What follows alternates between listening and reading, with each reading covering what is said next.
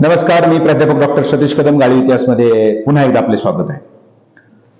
गाळीव इतिहास, ज्याला इंग्रजीमध्ये अनफोल्डिंग स्टोरी म्हटलं जातं. अनफोल्डिंग याचा अर्थ होतो की जी फाईल आहे ती आणखी पहिल्यांदा ओपन होणं, पहिल्यांदा सांगणं, त्यालाच आपण गाळीव शब्द वापरतो. याचा सोप्या भाषेमध्ये अर्थ ऐतिहासिक अशा प्रकारची सत्यकथा जी लवकर आपल्याला वाचायला मिळत नाही किंवा जी बाहेर आणखी पडलेली नाही, अशा प्रकारची कथा, अशा प्रकारची माहिती अगदी पुराव्याच्या आधारे आपण समोर मांडत असतो. त्यालाच आपण गाळीव इतिहास म्हणतो. आपल्या आतापर्यंतच्या बऱ्याचशा कथा किंवा बऱ्याचशा अशा प्रकारच्या पोस्ट गाजलेले आहेत. 4-4, 5-5 लाख लोक पाहत आहेत. मात्र दुर्दैवानं काही जण त्याला सबस्क्राईब केलेलं नसेल, तर ती विनंती आपल्याला सबस्क्राईब जरूर करा. आपल्या आशीर्वादानं आता आपण 50,000 कडे चाललेलो आहोत सबस्क्रायबर. तर सबस्क्रायबरचा अर्थ ती पैसे मिळवणे वगैरे तर आपला तर विषयच नाही येतो. सर्वात महत्वाचं की जेवढे सबस्क्राईब जास्त असतील, पटकन पोस्ट लवकर पाहायला मिळतात.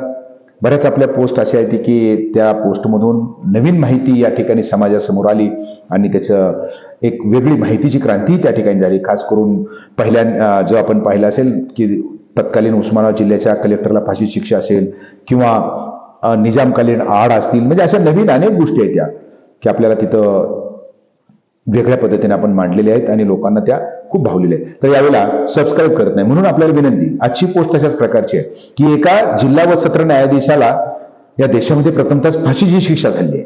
ही कधी ऐकलं नाही आपण. तर ही कथा काय नेमकी हे पाहण्यापूर्वी पुन्हा विनंती आपल्याला की सबस्क्राईब खालचं बटन आहे, म्हणजे आपण सदस्य घ्या, ते करा. त्याने काय आपल्याला पैसे पडत नाहीत किंवा आपलं काही बाकी वेगळं जात नाहीये. पोस्ट आपल्या पुढं लगेच पाहायला येते, आपल्या समोर येते. ऐकायचे असेल तर ठीकच आहे, नसेल तर त्याला आपण दुर्लक्ष करू शकतो. त्यामुळे तसं काही विषय नाही. मात्र आपल्याला बाकीच्यांना त्याचा फायदा होतो, आम्हाला तर निश्चित फायदा होतो. तर ते सबस्क्राईब करा. कमेंटमध्ये आपल्या काही जे सूचना असतील त्या निश्चित लिहा आणि आवडलं की शेअर करा. असो, त्यानुसार आपला जो विषय आजचा आहे की भारतामध्ये एका जिल्हा व सत्र न्यायाधीशाला फाशीची शिक्षा झाली. म्हणजे ऐकून आपल्याला आश्चर्य वाटायला लागेल, मात्र ही सत्यकथा आहे. तर त्याच्यानुसार ही जी घटना घडली, तर ती घटना आहे आसाममधली. आसाममध्ये 1970 साली उपेंद्रनाथ राजखोवा त्या न्यायाधीशाचं नाव आहे. उपेंद्रनाथ राजखोवा हे न्यायाधीश म्हणून काम करत असताना 3 फेब्रुवारी 1970 त्यांची आता सेवानिवृत्ती होणार होती. तर तशाच वेळेला फेब्रुवारीच्या किंवा जानेवारीमध्ये 69 ते या असणाऱ्या धुबरी जिल्ह्यामध्ये आले. धुबरी जिल्ह्यामध्ये त्यांची पोस्टिंग झाली जिल्हा व सत्र न्यायाधीश म्हणून. तिथं आल्यानंतर लगेच त्यांना काही सरकारी निवासस्थान मिळालं नाही आणि म्हणून हे जे उपेंद्रनाथ राजखोवा होते, तर ते राजखोवा यांनी सरकारी निवासस्थान मिळेपर्यंत सर्किट हाऊसला त्या ठिकाणी राहिलेले. सर्किट हाऊसला राहिल्यानंतर थोड्या दिवसामध्ये त्यांना आता न्यायाधीशाचं शासकीय निवासस्थान मिळालं. शासकीय निवासस्थान मिळाल्यानंतर ते शासकीय निवासस्थान मिळाले. तिथे त्यांना आता शिपाई वगैरे ते काही कर्मचारी 2-3 मिळाले. उमेश बैस नावाचा त्यांना आता जो कुक होता स्वयंपाकी, तोही मिळाला. आणि आता त्यांनी पाहिलं की जवळपास आता 5-7 महिने तिथं झाले. फेब्रुवारी महिना आला, त्यांची रिटायरमेंट जवळ आलेली आहे. आणि अशा वेळेला रिटायरमेंट होऊन सुद्धा त्यांनी तिथलं जे क्वार्टर होतं ते क्वार्टर काही सोडलं नाही. म्हणजे 3 फेब्रुवारी 1970 ते सेवानिवृत्त झाले. आता सेवानिवृत्त झाल्यानंतर थोडे दिवस अवधी मिळतो सरकारी कर्मचाऱ्यांना, त्यानुसार ते तिथंच राहिले. मात्र या दरम्यान त्यांनी काय काय केलं याची माहिती या ठिकाणी घेणार आहोत. उपेंद्रनाथ राजखोवा हे न्यायाधीश म्हणून राहत असताना त्यांचं जे घर होतं, तर ते घर शिक्षणाकरता म्हणून त्यांनी गुवाहाटीला ठेवलेलं आहे. त्यांच्या पत्नीचं नाव होतं पुतुली आणि त्यांना 3 जी मुली आहेत, त्या 3 मुलीची नावं सुद्धा लिनू, लीना आणि भंटू अशा उच्च शिक्षित मुली. म्हणजे पहिली जी मुलगी आहे लिनू, तर ती MA झाली आहे. लीना BSc झाली आणि भंटू नावाची 3री मुलगी आता 2ऱ्या वर्षाला शिकते. तर ह्या शिक्षणाकरता त्याने आपलं जे घर होतं गुवाहाटीला ठेवलं आणि ते एकटे इथं असणाऱ्या धुबरीमध्ये राहायला आले. आता हे राहत असताना त्यांचं आणखी काय गुवाहाटीला यांचे साडू पण त्या ठिकाणी राहतात. बरदा शर्मा त्यांचं नाव. बरदा शर्मा ते मोठे पोलीस अधिकारी. त्यामुळं मावशी त्या गावामध्ये मुलींची आणि पत्नी त्या ठिकाणी राहतात, ते शिक्षण चालू आहे. अशा वेळेला हे जे काही जज साहेब आहेत किंवा न्यायाधीश आहेत, तर इथं आता ते राहत आहेत धुबरीमध्ये. आता धुबरीमध्ये राहत असताना त्यांनी सरकारी निवासस्थानाच्या तिथे आवारामध्ये मोठं अशा प्रकारचं त्यांचं निवासस्थान आहे.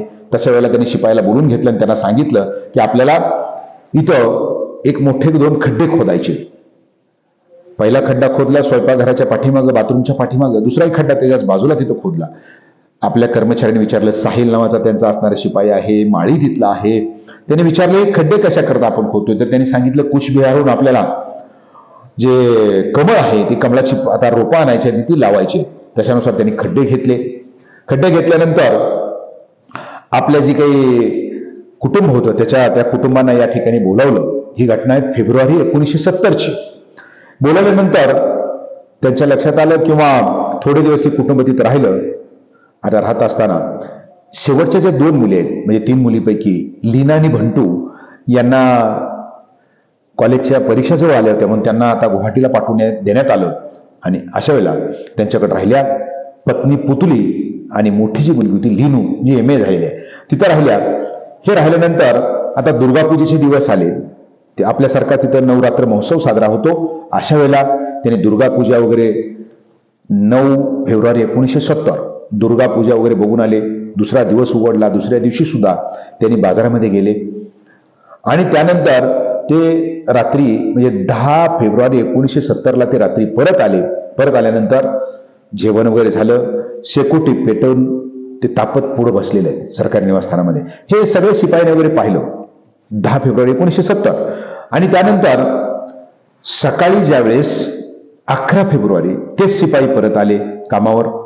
आल्यानंतर त्यांना लक्षात आलं की इथं मेमसाहेब कुठं दिसत नाही, एकटे सरच दिसत आहेत. आणि त्याच वेळेला त्याला दिसलं 11 तारखेला सकाळी त्याला दिसलं त्या सलीम नावाच्या शिपायाला की साहेब कपडे धुत आहेत. मग त्याने दुसऱ्या शिपायाला विचारलं किंवा स्वयंपाकी आहे उमेश भाईच त्याचं नाव, त्याला विचारलं साहेब कपडे कसे धुतात? तू जज साहेब आहेत ते कपडे कसे धुतात? तुला काय करायचं म्हणले, आपल्याला काय करायचं, जाऊ दे धुऊ दे. अरे म्हणले कधीच बघितलं नाही आपण, वर्षभर झालं ते कपडे धुत नाही तर आज कसे धुवायला लागले? जाऊ दे म्हटले. साहेबांनी तिथं आपले असणारे सर्व कपडे, पायजमा असेल, शर्ट असेल किंवा त्यानंतर असणारा उशी खोळ सगळंच त्यांनी बेडशीट सर्व धुतलं आणि ते वाळत टाकायला लागले. तेवढ्यात त्यांचं लक्ष गेलं तिथं असणाऱ्या नालीकडं. बघतो तर त्यातून लाल पाणी तिथं वाहायला लागलं होतं. त्यानं पुन्हा विचारलं काय झाले, पुन्हा तरी शांत झाले. त्यानंतर 11 तारखेला योगायोगानं दुर्गा विसर्जन होतं म्हणून त्यांचे जे काही मोठे साडू होते बरदा शर्मा जे पोलीस अधिकारी आहेत तेही तिथं आले. म्हणजे त्यांच्या मेहुणीला घेऊन आले, या साहेबांच्या मेहुणीला, जय साहेबांच्या मेहुणीला घेऊन तिथं आले साडू आणि त्यांच्या पत्नी. इथं आल्यानंतर ज्या त्यांच्या पत्नी होत्या त्या पटकन बाथरूमला चालल्या. बाथरूमला चालल्यानंतर लक्षात आलं त्यांच्या की बाबा तिथं बाथरूमला चालले. साहेब पळत पळत उठल्याने म्हणले ही बाथरूम फार घाण आहे, इकडे जाऊ नका, दुसरीकडे जावं. साडूचं घर आहे. त्यांना काय वाटलं की ठीक आहे ते झालं. मग त्यांनी विचारले की मुली आमच्याकडेच आहेत तिथं गुवाहाटीला 2 छोट्या मुली, मात्र पत्नी आणि आपली मोठी मुलगी जी आहे लिनू हे कुठं आहेत? त्यांनी सांगितलं तुम्हाला सांगायचं विसरलो. तेच त्यांनी आपल्या असणाऱ्या नौकराला सांगितलं. 11 तारखेला सांगितलं मागाशी तुम्हाला की 10 तारखेला दिसलं रात्री 10 वाजता. पुन्हा त्याच्यानंतर 11 तारखेला दिसले नाहीत. त्यांना सांगितलं की हे दिल्लीला गेले, दिल्लीला तिथले पाहुणे आजार आहेत. त्यांनाही वाटलं ठीक आहे काय हरकत नाही. त्यामुळे ते जे त्यांचे साधू परत गेले. परत गेल्यानंतर पुन्हा काही दिवस मध्ये गेले. मध्ये गेल्यानंतर त्यांनी पुन्हा हा खून म्हणजे जो काय असेल गायब झाल्यामुळे आपण खून कसा केला सांगेल आता. तर 10 तारखेला 10 फेब्रुवारी 1970ला त्या दोघी गायब झाल्या. त्याच्यानंतर मध्येच 5-6 दिवस गेले की त्यांनी आता तगादा लावायला सुरुवात केली की 2 लहान जी मुले आहेत लीनू आणि भंटू यांनाही पाठवून द्या म्हणून त्यांना फोन केला साडूला. ते म्हणले त्यांच्या परीक्षा जवळ आलेत म्हणून तुम्हीच आमच्याकडे पाठवलं. नाही म्हणले अडचण अर्जंट काम आहे त्यांना इथं. पुन्हा त्यांनी त्यांना इकडे पाठवून देण्यात आलं आणि पाठवून देण्यात आल्यानंतर पुन्हा एकदा 25 फेब्रुवारी 1970 पुन्हा त्या दोघी इथं आल्या. पहिले इथल्या नौकराला सांगितलं होतं 10 तारखेला त्या 11 तारखेपासून त्या मुलगी आणि त्यांची जी पत्नी गायब आहेत. मग पुन्हा ह्या 2 मुली आल्या. मग त्यांना 25 फेब्रुवारीला त्याही दिसल्या आणि 26 फेब्रुवारीला त्या मुलीही पुन्हा दिसल्या नाहीत. त्यांनी सांगितलं मुली कुठे गेल्या? गाडीने सांगितलं मुलं कुठे गेल्या? त्यांनी सांगितलं की त्यांनाही दिल्लीला जी काही पत्नी गेली तिकडेच पाठवण्यात आलेलं आहे. वास्तविक पाहता म्हणजे त्या माणसानं जसं पहिल्यांदा सांगितलं तुम्हाला की 10 फेब्रुवारी 1970 10 वाजताचे शेकोटी जी शेकत बसलेल्या त्यांना दिसल्या, त्या पुन्हा 11 तारखेला दिसल्या नाहीत. याचा अर्थ त्या माणसानं आपल्या धारदार अशा प्रकारच्या किंवा जड वस्तू लोखंडाची त्याच्या डोक्यामध्ये घालून त्या पहिल्या मुलगी आणि पत्नीचा त्यांनी 10 तारखेला खून केला होता आणि त्याच्यानंतर 25 तारखेला तशाच रीतीनं रात्रीच्या वेळेला या दोन्ही मुलीचा त्याने खून करून टाकला आणि 2 जे खड्डे होते ते 2 खड्डे तिथं त्याने बुजवून टाकले. शिपाईच्या लक्षात आलं की खड्डे इथं, अरे म्हणले रात्री त्यात माणसं पडायला लागली म्हणून खड्डे बुजवून टाकले. ते गपच बसले सर्व. अधिकारी असल्यामुळे कुणी काय बोललं नाही. दरम्यानचा कालावधी, आता ही घटने घडले 10 फेब्रुवारीला एक खून झाला, 25 फेब्रुवारी 1970ला खून झाला. मध्ये बराचसा कालावधी गेला. पुन्हा मार्च महिना आला, म्हणजे एक महिना उलटून गेलाय. 25 फेब्रुवारी म्हणल्यानंतर आता मार्च गेला, एप्रिलचा पहिला आठवडा आला. त्यांनी तिथून दिल्लीवरनं गुवाहाटीवरून त्यांच्या साडूचा पुन्हा फोन आला. अरे म्हणले मुलगी दिल्लीवर आलेत का नाही, परीक्षा जवळ आलेत. त्यांनी सांगितलं नाही, आता परीक्षा ते देणार नाही, मी दिल्लीला चाललोय, तर तिकडेच आम्ही काहीतरी करायचा विचार आहे, त्यांना मला फिरायला न्यायचं आहे, परीक्षा पुढच्या वर्षी बघू. शिकलेली माणसं असं कसं बोलू शकतात, आश्चर्य निश्चित वाटलं. म्हणून त्यांची काळजी वाढली होती. मात्र आणखी शक्य सवडात न्यायाधीश काय बोलायचं म्हणून ते वाटलं की त्यांना ठीक आहे, त्यांनी पाठवलं असेल. मात्र या माणसानं एप्रिलच्या पहिल्या आठवड्यामध्ये आपलं सर्व सामान घेतलं, तिथं असणारे जे काही कर्मचारी त्यांना वाटलं आणि सिलिगुडी एक्सप्रेसमधून ते निघून गेले. मी आता चाललो म्हटले. ते एका मित्राकडे गेले, तिथं काही दिवस राहिले आणि त्यानंतर ते सिलिगुडीतल्या शनाय नावाच्या हॉटेलमध्ये त्या ठिकाणी राहायला गेले. आता वाट बघून साडू त्यांचे या ठिकाणी आले. साडू आल्यानंतर इथं बघतो तर इथे साहेब दिसत नाहीत. मग पुन्हा शिपायाला विचारण्यात आलं, साहेब कुठं आहे? मग एका शिपायानं, चक्रवर्ती काहीतरी नाव आहे त्याचं, सांगितलं की साहेब मला सिलिगुडीच्या एका हॉटेलमध्ये दिसले. त्यांना आश्चर्य वाटलं, इकडे घरदारा असताना एवढी हॉटेलमध्ये राहायला कसं काय गेले? त्यामुळं ते हॉटेलमध्ये त्यांनी गाठलं. म्हणजे साहजिक शंका आली त्यांना अगोदर, बाबा हे काही झालं असेल का, मनामध्ये वाटलं होतं. म्हणून त्यांनी पोलिसाला घेऊन त्या ठिकाणी गेले. न्यायाधीशांनी पाहताच म्हणले, काय झालं, पोलीस कशा करता आणले वगैरे. मग मुलं हे कुठं आहेत तुमची, मुलं तिन्ही मुली कुठं आहेत, पत्नी कुठं आहेत? त्यांनी म्हणले आम्ही दिल्लीला पाठवलंय. मात्र त्यांनी जरा प्रश्न विचारायला सुरुवात केली. नेमकं खरं सांगा. पोलिसांनी थोडंसं उलट प्रश्न विचारायला सुरुवात करताच मला म्हणले टॉयलेटला जाऊन यायचं, म्हणून ते बाथरूमला गेले आणि बाथरूमला घेऊन चाकून, धारदार चाकूनं आपल्या पोटामध्ये 3-4 चाकू खुपसून घेतले. रक्तबंबाळ अवस्थेमध्ये सर्वांनी त्यांना धरलं आणि दवाखान्यात घेऊन गेले. ते बरे झाले. बरे झाल्यानंतर पुन्हा पोलिसासमोर ते कबूल काही देत नव्हते. मात्र त्यांचा संशय ज्यावेळेस यायला लागला तर त्यांचा संशय, त्यांचा जो स्वयंपाकी होता, घरचा कर्मचारी होता, त्याचं नाव होतं उमेश भैश, यांना अटक करण्यात आली. या उमेशला अटक करण्यात आल्यानंतर त्याने सर्व स्टोरी सांगितली की जी काय असेल, पहिली मुलगी आणि पत्नी यांना 10 फेब्रुवारी 1970ला रात्री 1-2च्या दरम्यान अचानकपणे साहेबांनी दरवाजा उघडला आणि मोठ्या अशा प्रकारच्या लोखंडी घणानं त्या दोघांच्या डोकीमध्ये घालून त्यांना म्हणजे मारलं आणि शेजारच्या खड्ड्यामध्ये पुरण्यात आलं. तशाच प्रकारे 25 तारखेला ह्या 2 मुलीला मारलं आणि त्यांनाही दुसऱ्या खड्ड्यामध्ये त्या ठिकाणी पुरून टाकण्यात आलं. हा खटला आसाममध्ये खूप गाजला.